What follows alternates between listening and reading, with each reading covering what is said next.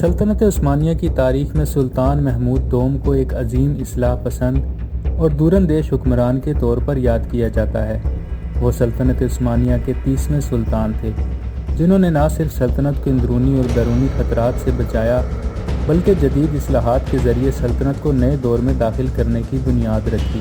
ان کی حکمرانی کا دور، جو 1808 سے 1839 تک جاری رہا، عثمانی تاریخ میں ایک سنگ میل کی حیثیت رکھتا ہے۔ سلطان محمود دوم 20 جولائی 1785 کو قسطنطنیہ میں پیدا ہوئے۔ وہ سلطان عبدالحمید اول کے بیٹے اور سلطان مصطفیٰ چہارم کے بھائی تھے۔ محمود دوم کی ابتدائی زندگی سلطنت کے پیچیدہ سیاسی حالات کے درمیان گزری۔ ان کے بڑے بھائی مصطفیٰ چہارم کی حکمرانی اور تخت سے معزولی کے وقت محمود دوم کو کئی خطرات کا سامنا کرنا پڑا، تاہم ان کی ذہانت، دوراندیشی اور سیاسی حکمت عملی نے انہیں سلطنت کے لیے ایک موزوں رہنما بنایا۔ 1808 میں مصطفیٰ چہارم کی معزولی کے بعد محمود دوم سلطنت عثمانیہ کے سلطان بنے۔ ان کی تخت نشینی ایک غیر معمولی وقت میں ہوئی جب سلطنت اندرونی بغاوتوں، سیاسی عدم استحکام اور بیرونی خطرات کا شکار تھی۔ محمود دوم نے ابتدا ہی سے ان چیلنجز کا سامنا کرنے کے لیے ٹھوس اقدامات اٹھائے۔ محمود دوم کی حکمرانی کا سب سے نمایاں پہلو ان کی اصلاحات تھیں، جنہوں نے سلطنت کو جدیدیت کی راہ پر گامزن کیا۔ ان اصلاحات کو تنظیمات کے نام سے جانا جاتا ہے، جن کا مقصد سلطنت کی فوجی، انتظامی اور سماجی ڈھانچے کو بہتر بنانا تھا۔ محمود دوم نے 1826 میں ینیچری فوجی دستوں کو ختم کیا، جو ایک طویل عرصے سے سلطنت کے اندرونی مسائل کا باعث بن رہے تھے۔ اس اقدام کو واقعہ خیریہ کہا جاتا ہے۔ ینیچری کی جگہ ایک جدید اور منظم فوج قائم کی گئی، جو یورپی طرز پر تربیت یافتہ تھی۔ محمود دوم نے انتظامی نظام میں بھی اہم تبدیلیاں کی۔ انہوں نے سلطنت کے مختلف حصوں میں گورنروں کی تقرری کو مزید مؤثر بنایا اور مرکزی حکومت کو مضبوط کیا۔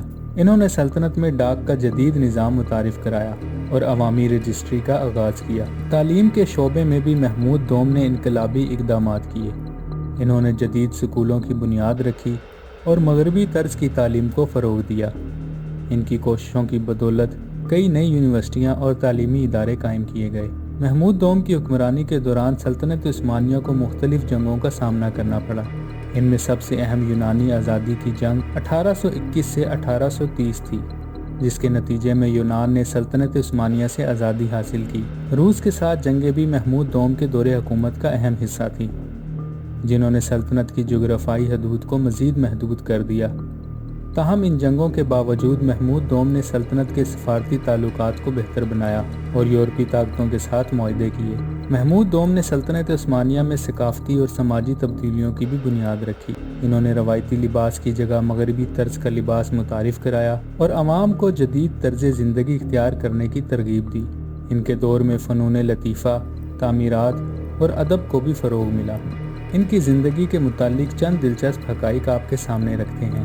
محمود دوم کو سلطان اصلاحات کے لقب سے بھی یاد کیا جاتا ہے، کیونکہ انہوں نے سلطنت کو جدید بنانے کے لیے بے شمار اقدامات کیے۔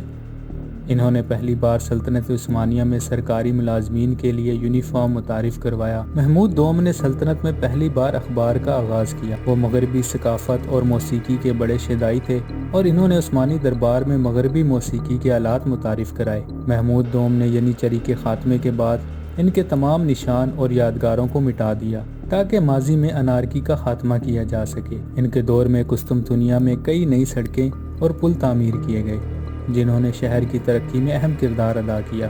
سلطان محمود دوم کا انتقال 1 جولائی 1839 کو ہوا۔ ان کی موت کے بعد ان کے بیٹے عبدالمجید اول سلطنت عثمانیہ کے سلطان بنے۔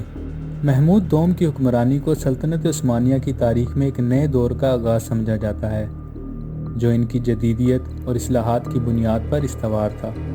ان کے اقدامات نے نہ صرف سلطنت کو مضبوط کیا بلکہ آئندہ نسلوں کے لیے ایک مثالی حکمران کا نمونہ پیش کیا۔ دوستو، سلطان محمود دوم کی حکمرانی سلطنت عثمانیہ کی تاریخ کا ایک اہم باب ہے، جس میں اصلاحات، جنگیں اور جدیدیت کا امتزاج نظر آتا ہے۔ محمود دوم کی میراث آج بھی تاریخ کے طلباء کے لیے ایک اہم موضوع ہے۔ مزید ویڈیوز کے لیے چینل کو سبسکرائب کریں۔